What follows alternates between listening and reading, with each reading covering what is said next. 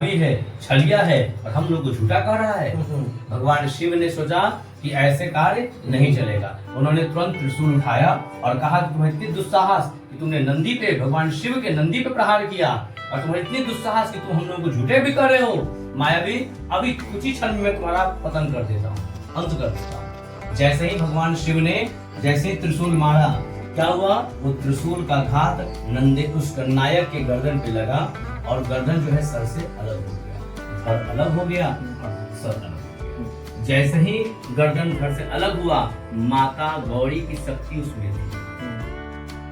जैसे ही माता गौरी की शक्ति उसमें थी, जैसे ही गणनायक का सर अलग हुआ, माता को इस बात का आभास हो गया कि कुछ न कुछ मेरे पुत्र के साथ संकट हुआ है।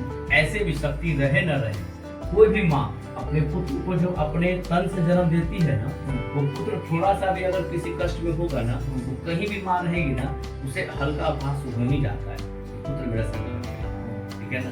तभी तो एक बच्चे को अगर माता समझ जाती है इसको कब भूख लगती है, कब बाद भी तो किसी को घुसने नहीं। जो निर्देश मिला था उस निर्देश को बखूबी उन्होंने निभाया। इसलिए कहा जाता है कि अगर दरवाजे पे गणपति ये बैठे हैं तो किसी को आने नहीं देंगे।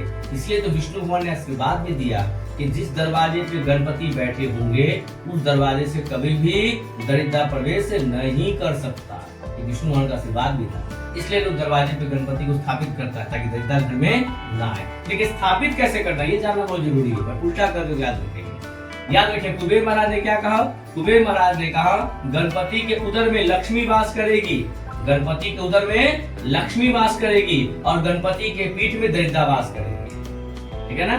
तो दरिद्र कहाँ करना है? घर से बाहर।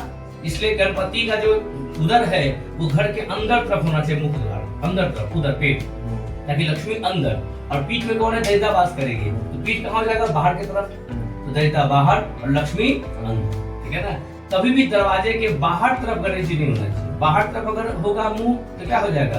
पीठ अंदर हो गया, मुंह बाहर, मतलब दरिद्र घर के अंदर, लक्ष्मी बाहर। इसलिए हमेशा घर से अंदर की तरफ से लगाएगी गणेश जी का फोटो तो मुंह क्या होगा? अंदर होगा और पीठ बाहर, ठीक है ना। कभी दरवाजे पे फोटो लगाए गणेश जी का उसी रूप में लगाए। और अगर गलती से बाहर एक लगा हुआ है तो फोटो पहले से लगा हुआ है, प्रिंटेड पहले से दीवार पेस्ट तो तोड़ना पड़ेगा।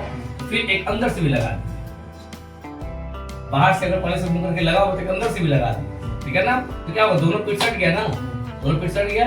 इस तरह से आप कर सकते हैं।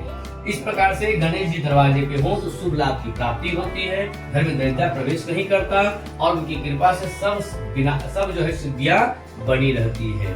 हमने इस कथा के माध्यम से जाना कि किस प्रकार गणेश जी जो है सर्वप्रथम पूजा के अधिकारी बने और किस प्रकार जो है गणेश जी को द्वार पे पूजा की जाता है, कि किस प्रकार माता ने उनकी उत्पत्ति की और किस प्रकार गौरी के साथ गणेश की पूजा की जाती है।